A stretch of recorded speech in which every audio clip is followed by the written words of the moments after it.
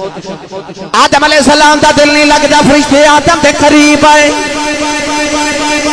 آدم علیہ السلام لیٹے نے فرشتیاں نے آپ دی پائے جانب دی پسلی وچوں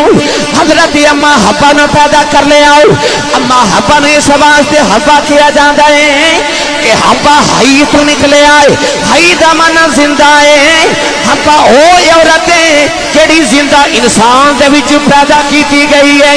اس واسطے اما حوا نو حوا کیا جاندا ہے حضرت آدم دی پسلی چ اما حوا نو پیدا کیتا گیا تائیوں میرے نبی نے فرمایا عورت انسان تے مرد دی پسلی چ پیدا کیتی گئی ہے حضور نے فرمایا جویں پسلی ٹیڑھی ہوندی ہے ایویں عورت بھی ٹیڑھی ہوندی ہے کہ پسلی نو سیدھا کریے ٹوٹ جاندی ہے میرے نبی نے فرمایا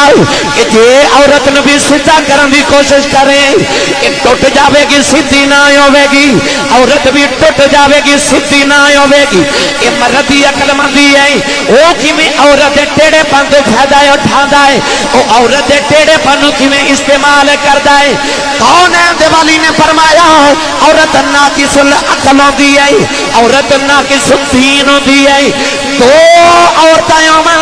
ایک مرد دے برابر دی گواہی ہوندی ہے شریعت دے اندر عورت سارا مہینہ نماز نہیں پڑھ سکتی سارا مہینہ روزے بھی نہیں رکھ سکتی پتہ چلے عورت دی عقل بھی ناقص ہے عورت دا دین بھی ناقص ہے اللہ نے قرآن تے فرمایا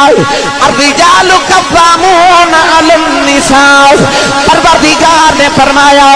عورت دے اوتے مرد حاکم ہوندا ہے اجے عورتاں کہندیاں سانو مرد دے برابر حقوق دیتے جان اے اللہ دی فطرت دا تقاضا نہیں اللہ نے عورت نو مرد دی پسلی چ پیدا فرمایا نوجوان پسلی چ پیدا کیتا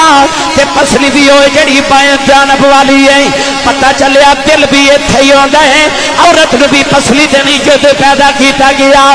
میرے نبی دسنا چاہندے نے عورت نو نہ تے سر دا تاج بناویں نہ اینو پیر دی جُتی بناویں اینو اوتھے ہی رکھی جتھوں رب نے پیدا کیتا